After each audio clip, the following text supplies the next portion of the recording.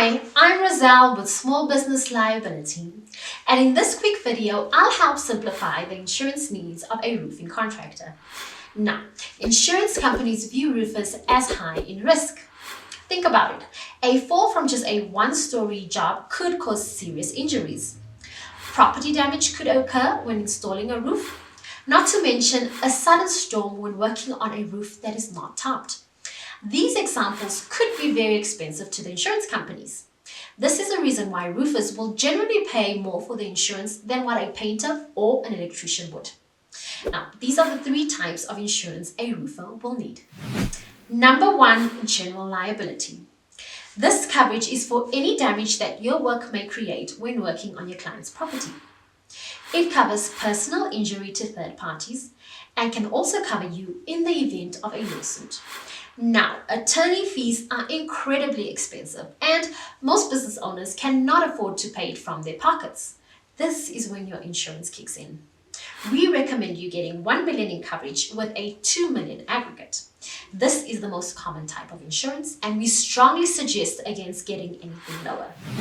Now, there are certain exclusions for a general liability policy for roofers. And it's very important to know these exclusions as they do not offer coverage in certain instances. There are four main types of exclusions. Open roof exclusion. Some policies have an open roof exclusion. This means there is no coverage if a loss occurs while working on an open roof or when the trusses are exposed.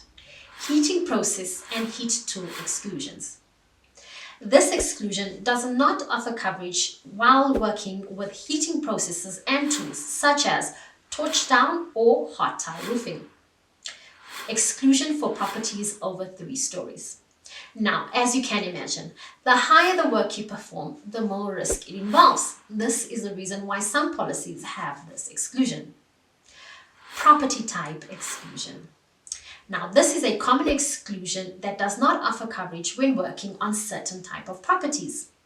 These properties could be condo association, churches, or very large properties.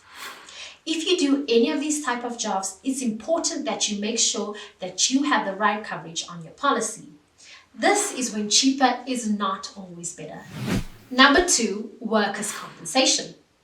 If you have employees or use uninsured subcontractors, you will be required to have workers' compensation. It is rated based off of your payroll and the type of work they perform. Now, if you don't have any employees and only use insured subcontractors, you can have an if any policy.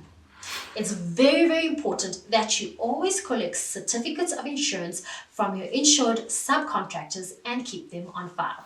Number 3, commercial auto. If you use your vehicle to carry tools and equipment to job sites, you will need a commercial auto policy. Your personal policy excludes business use.